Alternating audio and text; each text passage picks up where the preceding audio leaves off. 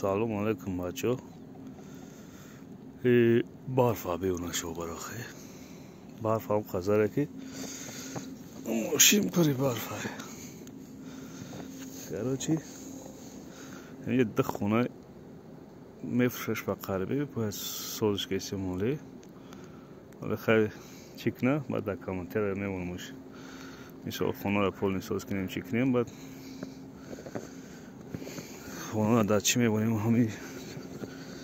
کانال را میبونیمش خطی نمروش این برادر خونوش چی کسیم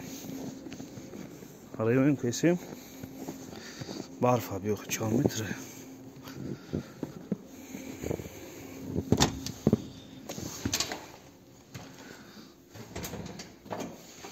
خونو دا کشونیون دا شهر شنبه داش کشونیون هست چی خونو را قایب رمون کسیم یه پاتالوک ساگه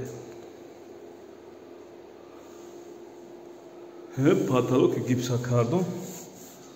زاگه کم استوی زادهش گیپسوی کردون پراستوی بده اینه خنکی ده خام زادهگی والنا داره ایره که چند سلوی میزانه که میسو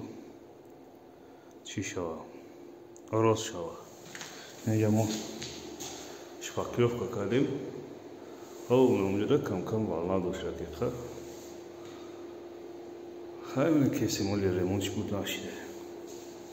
ایره باید سوز کنه اونا دو بفروشه که چی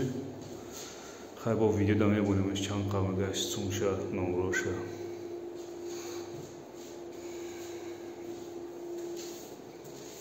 کدوم میسو